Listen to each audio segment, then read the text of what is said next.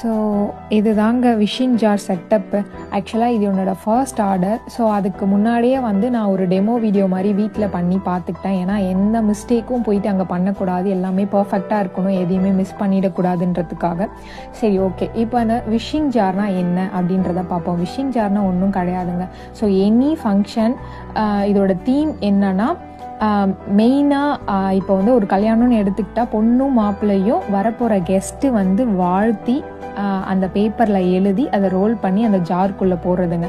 அவங்கள விஷ் பண்ணி அவங்களுக்கு சம்திங் ஏதாவது ஒன்று அவங்க மனசில் பொண்ணும் மாப்பிள்ளையும் நினச்சி என்ன வேணால் எழுதலாம், வாழ்த்தி எழுதலாம், அட்வைஸ் பண்ணி எழுதலாம்.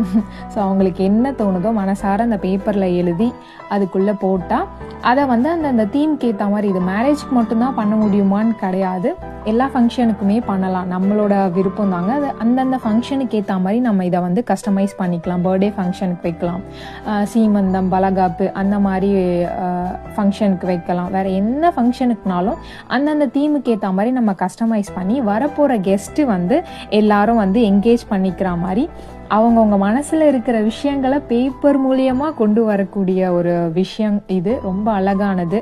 லாஸ்ட்டில் ஃபைனலாக வந்து அவங்களுக்கு அதை கிஃப்டடாகவும் மாறும். எப்போ வேணாலும் எடுத்து இதை படித்து பார்க்கும்போது ரொம்ப அழகான மெமரியாக இருக்கும். ஸோ அதுதான்